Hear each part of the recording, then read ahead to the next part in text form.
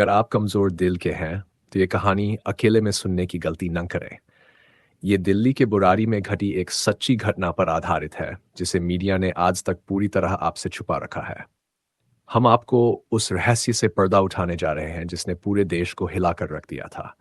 लेकिन कहानी शुरू करने से पहले, अगर आप हमारे चैनल पर नए हैं, तो हमारे चैनल को सब्सक्राइब करें और इस वीडियो को लाइक करना न भूलें, ताकि ऐसी और भी रोमांचक कहानियाँ आप तक पहुंचती रहें। तो आइए अब हम आपको उस रात के भयानक सच की ओर ले चलते हैं।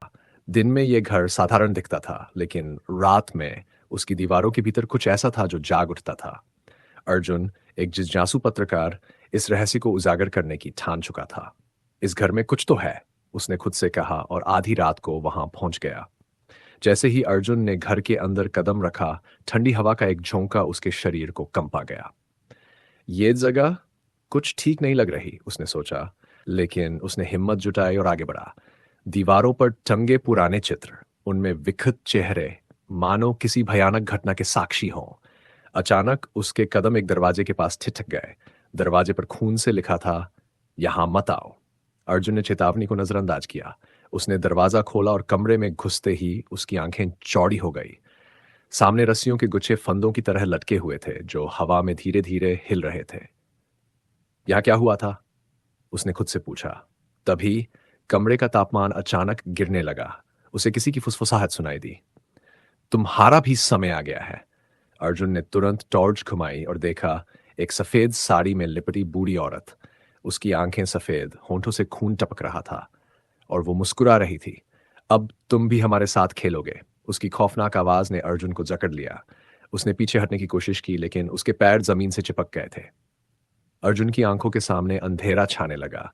उसे महसूस हुआ जैसे उसकी आत्मा को कोई खींच रहा हो। अचानक कमरे की लाइट जल उठी। वो औरत गायब हो गई। अर्जुन जमीन पर गिर पड़ा। उसकी आंखों में डरावने दृश्य नाच रहे थे। उसने देखा, दीवार पर एक पुराना शीशा था और उसमें वही बूढ़ी औरत। उसके हाथ में एक रस्सी थी और वो धीरे धीरे उसकी ओर बढ़ रही थी। अब तुम्हारी बारी है। औरत की खौफनाक हंसी कमरे में गूंज उठी। अर्जुन ने खुद को छुड़ाने की पूरी कोशिश की, लेकिन वो हिल भी नहीं पाया। उसकी आंखों के सामने अब केवल अंधेरा था और उसकी चीखें उन्हीं दीवारों में गुम हो गईं। सुबह होते ही अर्जुन का कोई अता पता नहीं था। जो भी उस घर के करीब जाता, वो कभी वापस नहीं लौटता। बुराड़ी का वो खंडहर अब एक मौत का घर बन चुका था, जहां आत्माएं भटकती थी, अगला शिकार खोजती थी। जो भी उस घर की ओर कदम बढ़ाता, वो भी उसी रहस्यमयी अंधकार का हिस्सा बन जाता, हमेशा के लिए खो जाता। जल्द ही एक नई कहानी के साथ फिर मिलेंगे।